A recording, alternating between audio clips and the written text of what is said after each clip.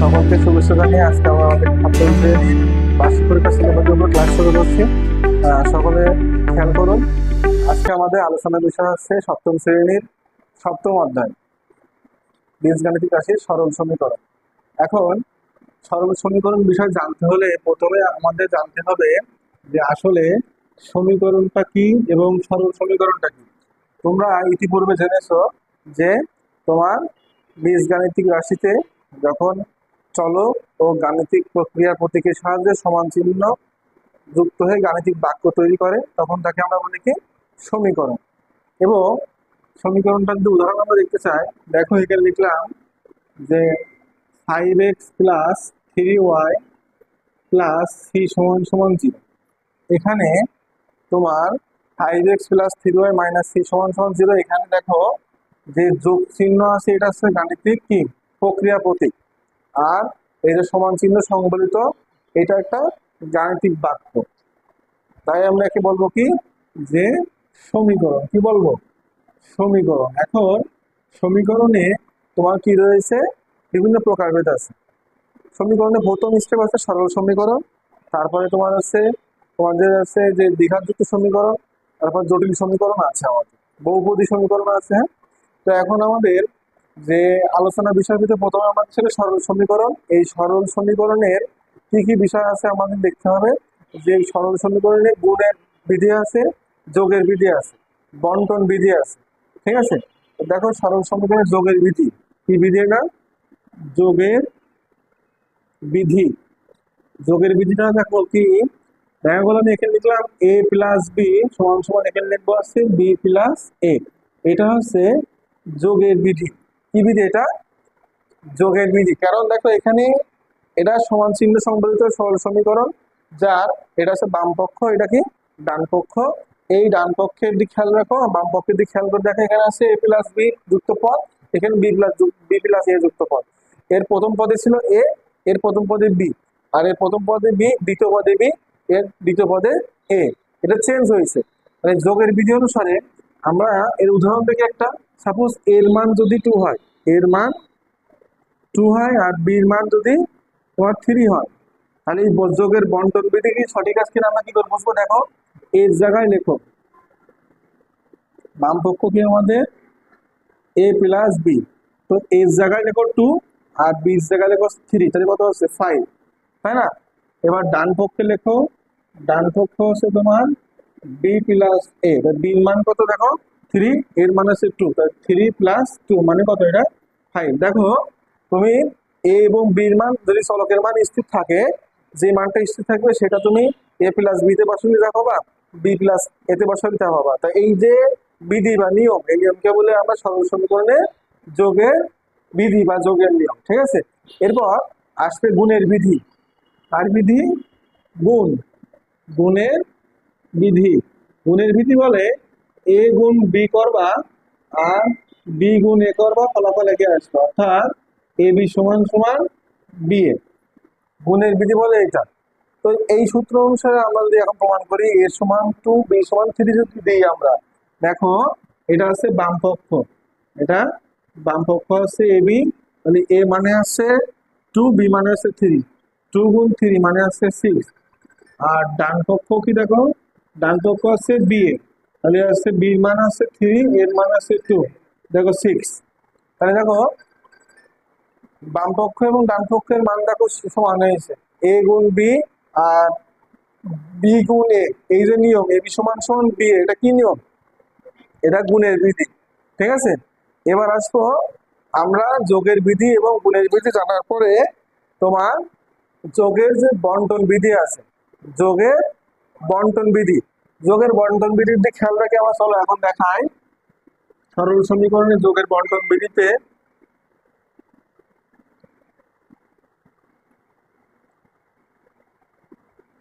যোগের বন্টন বিধি। দেখো এখানে এ তার সাথে বি প্লাস সি দিলাম, এর মান কি হবে দেখো, আমরা যখন বন্টন বিধি করব, বন্টন মানে বিলিয়ে দেওয়া, তাই তো? তো এ ইন্টু বি প্লাস সি, এর মানে হচ্ছে এ বি এর সাথে গুণ হবে, আবার এ সি এর সাথেও গুণ হবে, মানে বন্টিত হয়ে গেল। ঠিক আছে, তাহলে দেখো এর সাথে বি গুণ করলাম এ বি, বির সাথে সি গুণ, এর সাথে সি গুণ করলাম এসি। একটা উদাহরণ যদি আমরা দেখাই, যদি এ সমান সমান তোমার 2, বি সমান সমান 3, সি সমান সমান যদি 4 হয়, তাহলে বাম পক্ষ দেখো, বাম পক্ষ আছে এ ইন্টু বি প্লাস সি, তাই তো? তাহলে এর মান 2, বির মান 3, সির মান 4। তাহলে দেখো তো বসাই দিলাম। তাহলে এবার আসছে 2 থাকলে গুণ 3 প্লাস 4 মানে 7, তাহলে 2 ইন্টু 7 মানে আসছে কত? 14, ডান পক্ষের মান। ঠিক আছে, এইটা যে আসলে সঠিক কিনা জাস্ট আমরা যাচাই করে দেখছি।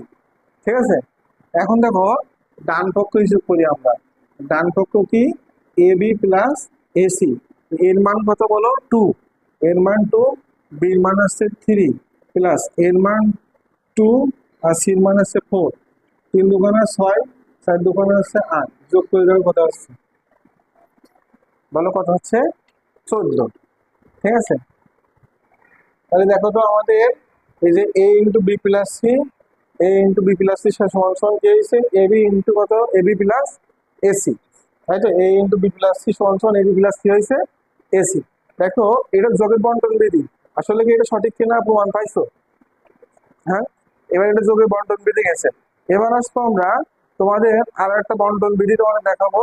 সেই বন্টন বিধি তোমাদের এরকম হতে পারে, যদি এটা এরকম লেখা থাকতো, বইয়ের একটা উদাহরণ দেখি আমরা। হ্যাঁ, এটা যদি উল্টা লেখা থাকতো এরকম ভাবে, তাহলে কি হতো দেখো তো, যে সাপোজ বি প্লাস সি তার সাথে এই গুণ আকারে আসে, তাহলে এর ফলাফল কি হবে? একই হবে, জাস্ট এটা হবে বি এ প্লাস সি। এটা হচ্ছে যোগের বন্টন বিধি গেল।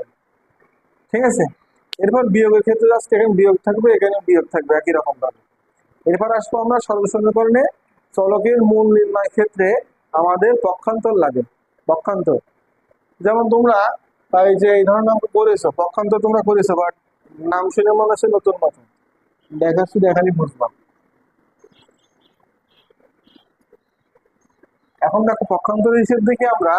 এখানে দেখো আমি লিখলাম এক্স প্লাস 5 সমান সমান মনে করো 7, একটা সরল সমীকরণ আমি লিখছি। তাহলে এক্স প্লাস 5 ইকুয়াল যখন 7 হবে, তাহলে এক্স এর অবশ্যই মান আছে একটা নির্দিষ্ট, যা 5 এর সাথে যোগ হওয়ার পরে 7 হয়েছে। তাহলে এখন সেটা বের করার জন্য তোমরা কি করছিলে? এই প্লাস 5 কে এপাশে দিলে কি হতো? -5। এই যে চলকের মান নির্ণয় করার জন্য বা চলকের মূল নির্ণয় করার জন্য গাণিতিক বাক্য থেকে, গাণিতিক বাক্যে কোনো বীজগাণিতিক চলক বা বীজগাণিতিক পদকে এক স্থান থেকে অন্য স্থানে যে মানে দেওয়া হয়, স্থানান্তরিত করা হয়, কেবল হয় পক্ষান্তর। তো আমরা যে সরাসরি পক্ষান্তর করি সেটা হচ্ছে এক্স প্লাস 5 দিলাম, যেহেতু প্লাস 5টা কিন্তু মুছে নিয়ে যাচ্ছে, তো মুছে মুছতে হয়, এইভাবে মুছতে হয়। এখন +5 তোমরা কি করতে, যে +5 এপাশে নিয়ে এখানে দিয়ে দিতে, তাই না? ভালো করে বোঝো কিন্তু, কারণ এক্স এর মান তো তুমি বুঝে ফেলাচ্ছ 2 আসবে, 2 কিভাবে আসবে? জাস্ট +5 টা 7 এর পাশে দেবো, -5 দেবো, তাহলে 7 - 5 = 2 হবে। কিন্তু আসল নিয়ম কি? আসল নিয়ম হচ্ছে চলকের সাথে যত যোগাত্মকতার আছে তার বিপরীত সংখ্যা বসাতে হয়। ঠিক আছে, তার যোগাত্মক বিপরীত সংখ্যা বসাতে হয়। যেমন এখানে যোগাত্মক 5 আছে, 5 এর যোগাত্মক বিপরীত কত হবে? -5, তো বসাইছি। এই -5 এখানে বসানোর কারণে এখানে বসাতে হবে, যে এই যে বসালাম, এই সংখ্যাটা যে বসালাম, এই যে সংখ্যাটা এখানে বসালাম, এই বসানোর নিয়মটা হচ্ছে পক্ষান্তর। বসানোর নিয়মটা কি? পক্ষান্তর। এখন দেখো এই জায়গায় পরের লাইনটা কি আসছে? এখানে এক্স থাকলো, +5 -5 কেটে গেল, সমান সমান কি আসছে? 7 - 5 = 2 আছে। তাহলে এই লাইনটা থেকে তোমার, এই লাইনটা না দিয়ে তোমার সরাসরি আসতে পারছে একটা লাইন দিয়ে ভিতরে, কিন্তু আসলে নিয়ম হচ্ছে এইটা। ঠিক আছে, কিন্তু আমরা শিখেছি কিরকম, যে যাও এক্স বসে পাঠাই দাও, 7 - 5 এক্স সমান 2, মূল নির্ণয় করা হয়ে গেছে। অনেক সময় কিন্তু সরল সমীকরণের সমাধান করার সময় তোমার স্যার যদি ভুল ধরতে চাই, যাই ভুল ধরবো, এই লাইন, এই লাইনটা না লিখে লাইনটা আসছে, ভুল ধরবো, তাহলে করতে পারবে। এবং যৌক্তিক, ভুল ধরাটাও যৌক্তিক, তোমার ইচ্ছা করে একবার কাটতে পারবে তোমার স্যার। বুঝতে পারছো? তোমাদের শিখাই দিলাম পক্ষান্তরের নিয়ম। এখন আমরা এখানে যে এক্স প্লাস 5 = 7 দেখলে, এই যে এক্স এর একটা মান এসলো, অর্থাৎ এটা একটা তোমার সরল সমীকরণের চলকের বা সরল সমীকরণের আমরা মূল নির্ণয় করলাম। কি করলাম বলো? মূল নির্ণয় করলাম। আমরা যতটুকু শিখবো শেখার মতো শিখবো, একটা পয়েন্ট আমাদের বাদ যাবে না ক্লাসের ভিতরে। কারণ আমাদের এরকম বলা লাগছে না, হেই হেই সুপার হেই সুপার ভাই তোমরা থামো থামো, এরকম বলা লাগবে না। কারণ আমাদের স্টুডেন্ট করাম আছে, আমরা স্পেশাল ক্লাসে ক্লাস করছি, অতএব আমাদের সকলে আমাদের নজর স্যারের দিকে, আর আমাদের সাধ্যের নজর আছে তোমাদের দিকে, যে তোমরা সুন্দর করে বুঝে নাও। ঠিক আছে? একদম নিশ্চিন্তে শুধু সুন্দর করে তাকাই থাকবা আর ক্লাস বুঝবা, না বুঝলে প্রশ্ন করবা, যতবার প্রশ্ন করবা ততবার বোঝাবো। কিন্তু যদি একবার মুখ দিয়ে বলো বুঝেছি, পরের দিন এসে বললি কিন্তু আমরা তাই থাকবো না। না বুঝলে 100 বার প্রশ্ন করো, যখন বোঝাবো সমস্যা নেই। যে সারি হোক, শুধু আমি না, যে সারি হোক তোমরা বারবার প্রশ্ন করে বুঝে নিবে। এটা বুঝছো কিনা জানো? তাহলে আমরা যোগের বন্টন বিধি, গুণের নিয়ম, তারপর গুণের বন্টন বিধি আর তোমার যোগের বিধি, এগুলো আমরা এখন দেখলাম, তাই তো? তাহলে এবার সরল সমীকরণের আমাদের কিছু সমীকরণ যে বিধি আছে সেগুলো আমরা এখন দেখবো। একটুখানি কষ্ট করে দেন। সরল সমীকরণ বোর্ডে দেখাও। সরল সমীকরণের 4টি শতশব্দ বিষয় আছে। এখন 4টি শতশব্দ বিষয়ের মধ্যে কি আছে? একটা আছে 4টির ভিতরে, দেখো লক্ষ্য রাখো,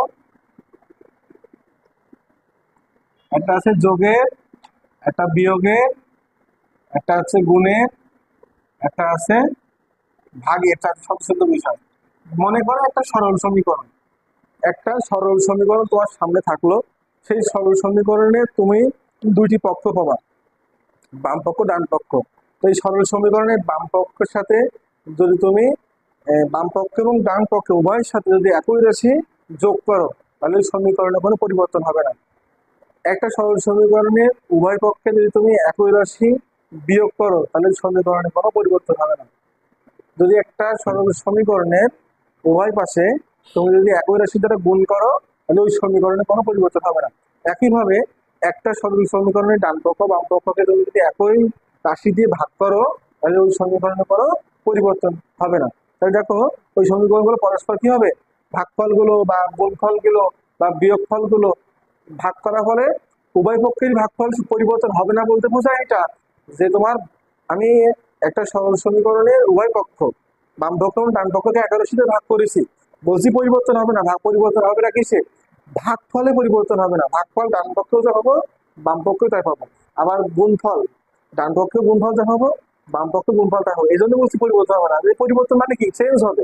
এই পাশে 3 আসছে, এই পাশে 3 আসছে, তার মানে তো একই, পরিবর্তন হবে না মানে কি? একই আসবে।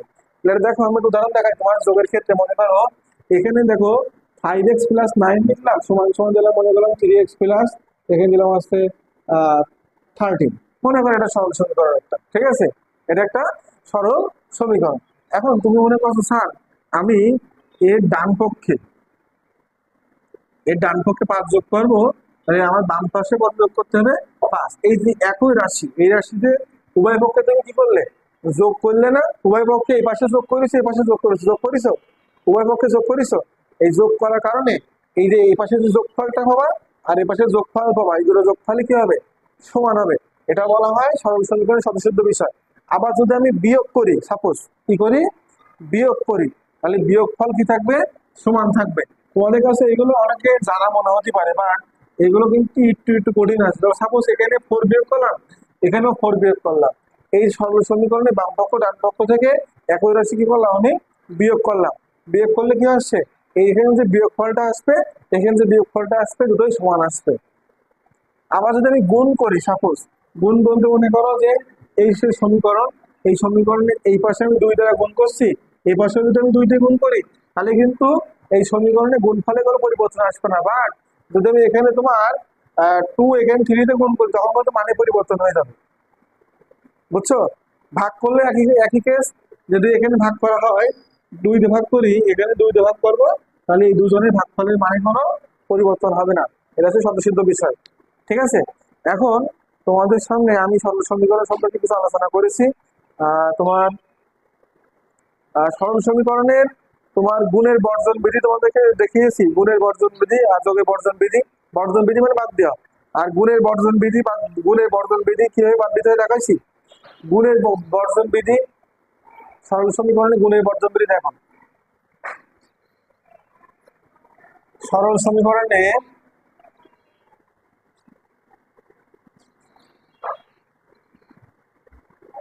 গুণের বর্জন বিধি, মনে করো এখানে রয়েছে এ ইন্টু বি প্লাস সি, আর এখানে আছে এ ইন্টু সি প্লাস ডি।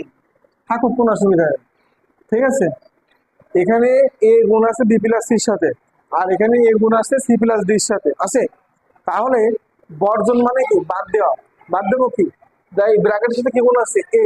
এই ব্র্যাকেটের সাথে কি গুণ আছে? এ। এটা একটা সরল সমীকরণ, যার বাম পক্ষ এবং ডান পক্ষে যেটা কমন আকারে গুণ থাকবে তাকে বর্জন করা যায়। আর বর্জন করার সিস্টেম কি? এখানে যেহেতু এ গুণ আকারে আছে, তাহলে আমরা একে এ দিয়ে ভাগ দেবো। এখানে যেহেতু এ গুণ আকারে আছে, তখন আমরা একে ভাগ দেবো, এ দিয়ে ভাগ দেবো। কি দেবো বলো? ভাগ দিলাম। ভাগ দেওয়ার ফলে এখানে কি দেখা যাচ্ছে? যে বি প্লাস সি সমান সমান সি প্লাস ডি। এটা হচ্ছে গুণের বর্জন বিধি। এটা কি বলো? গুণের বর্জন বিধি, ঠিক আছে। এরপর আসো আর গুণন বিধি। আর গুণন, আমরা যখন আর গুণন করবো, সরল সমীকরণের আর গুণন বিধি দেখি। চলো এটা আমরা একটু, বা নিয়ম, মানে বিধি মানে এখানে কিন্তু নিয়ম বুঝাচ্ছে।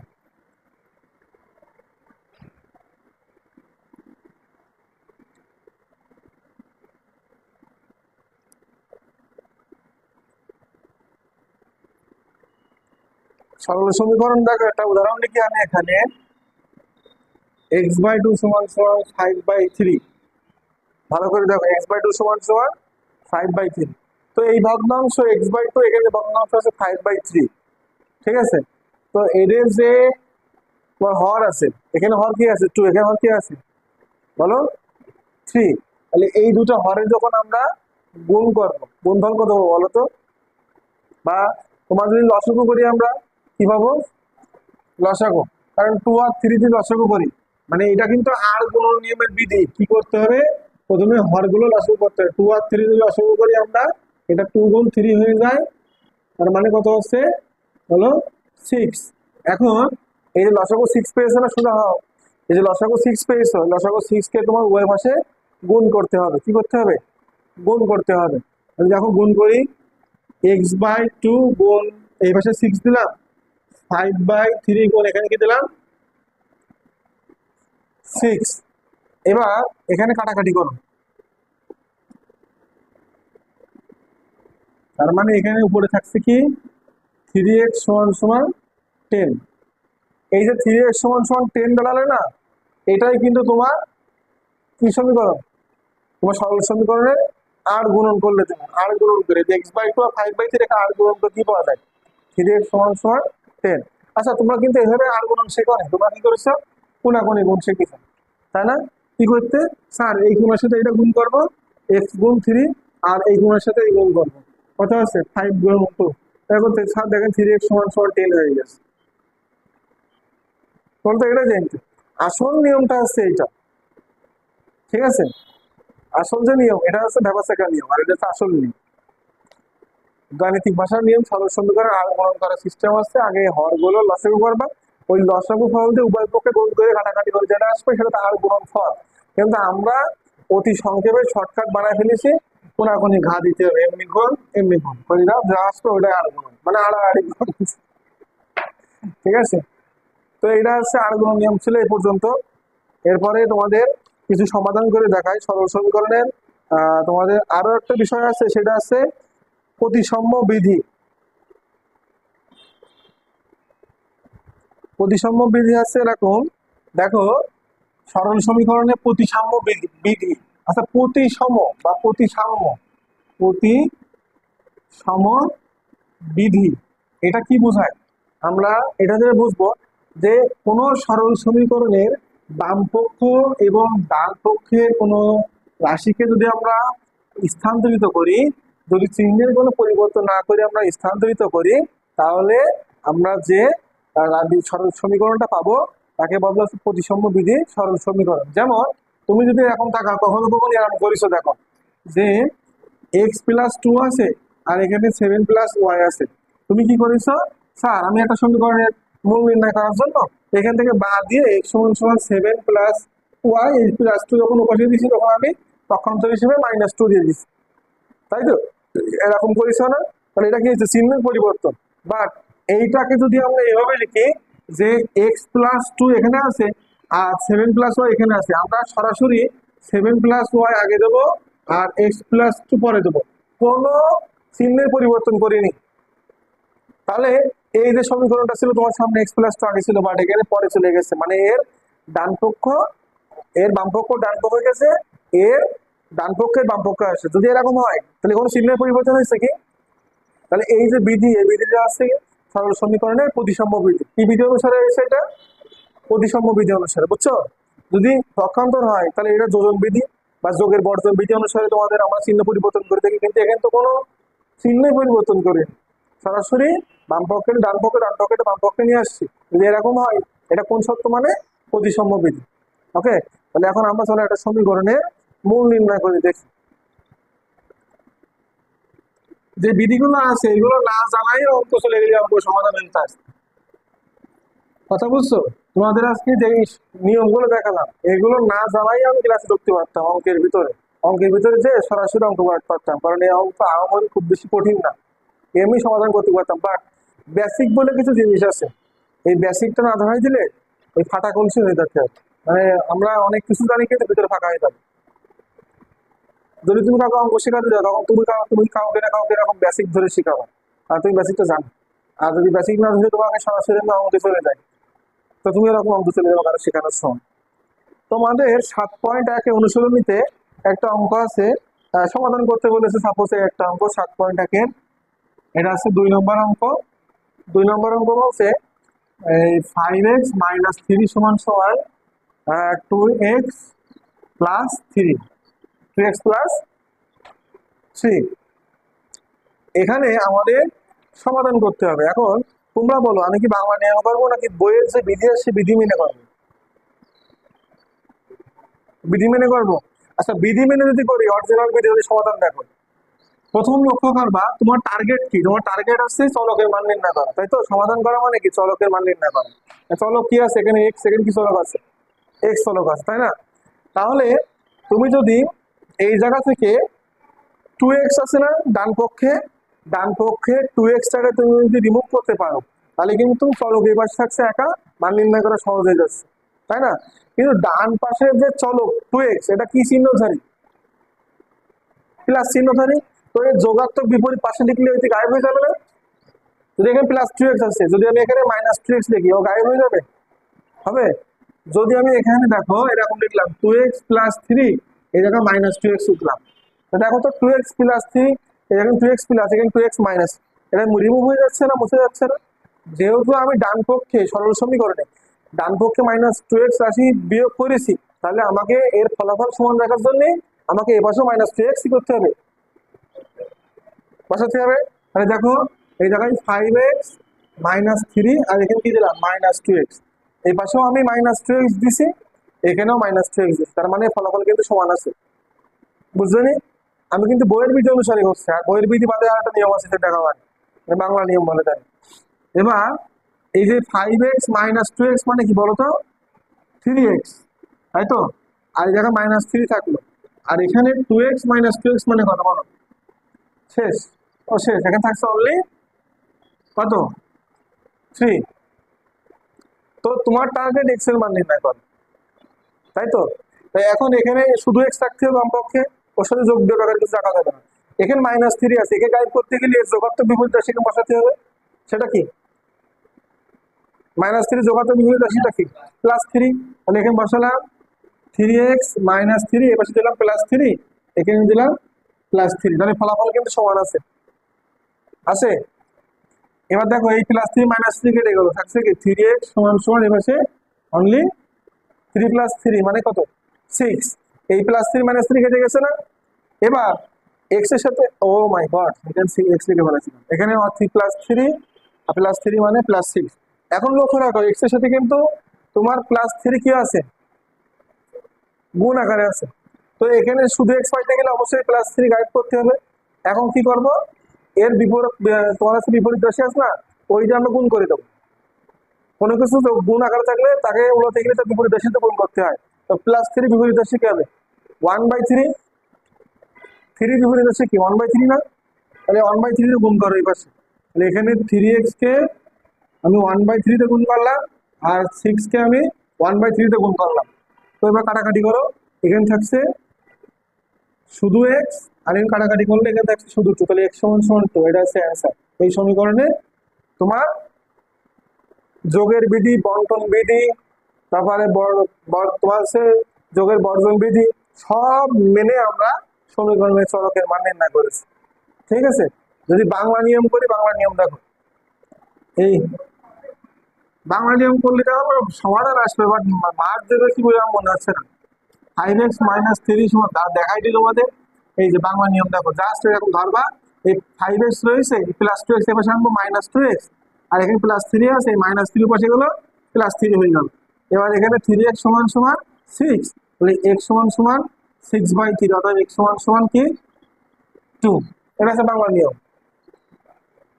ক্লাস 6 এ আমরা সমীকরণের সমাধান নির্ণয় করা শিখেছি এভাবে, বাট আসল যে বিধি, সমস্ত বিধিবিধান মেনে আমাদের সমাধান করার নিয়ম হচ্ছে এইটা, বুঝছো? তাহলে কিন্তু তোমরা তোমাদের যে নোট গাইড যদি কাছে থাকে, দেখবা আগে বাসায় যে আসলে সমাধানগুলো কি এভাবে করছে কিনা। যদি এভাবে করে তাহলে সব সমাধান এভাবে করবা, আর যদি মনে করো যে বাংলা নিয়ম করে, বাংলা নিয়ম করে দেবা। ঠিক আছে, তাহলে আজকে পর্যন্ত, আল্লাহ হাফেজ, সকলে ভালো থেকো, সুস্থ থাকো।